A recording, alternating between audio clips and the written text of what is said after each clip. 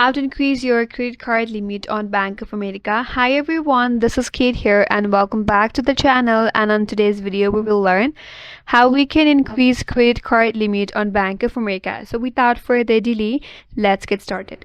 First of all, you have to log in into your mobile application.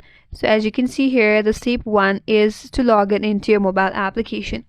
Once you're there, you have to select the credit card that you wish to update in the credit card section.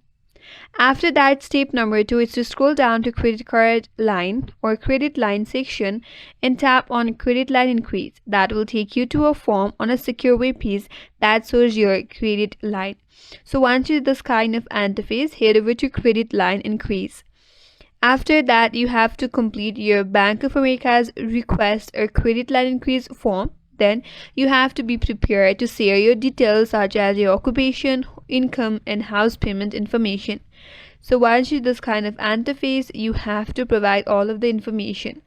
And once you send a request for the credit card increase or credit line increase, Bank of America will review your request, and if you're verified, you will have a reply from Bank of America regarding your credit line increase. So that's it. That's how you can request or you can increase your credit card limit on Bank of America.